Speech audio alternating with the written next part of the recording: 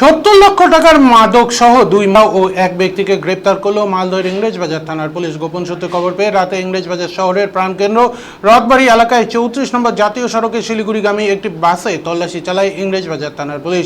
ওই বাস থেকে 3 জনকে গ্রেপ্তার করা হয়। ধৃতদের কাছ থেকে উদ্ধার হয় 732 গ্রাম ব্রাউন সুগার, যার বাজার মূল্য প্রায় 70 লক্ষ টাকা। ধৃত 3 জনই কালিয়াচক থানা এলাকার বাসিন্দা।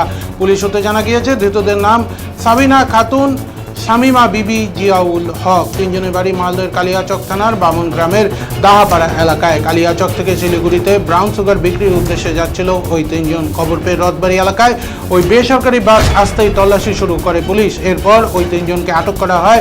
তল্লাশি চালিয়ে তাদের কাছ থেকে ব্রাউন সুগার উদ্ধার হয় এবং পরে গ্রেপ্তার করা হয়। পুলিশ সুপার প্রদীপ কুমার যাদব জানান, ধৃত 3 জনকে গ্রেপ্তার করা হয়েছে। ওই পাচারের সাথে আর কেউ জড়িত রয়েছে কিনা তা তদন্ত করে দেখা হচ্ছে।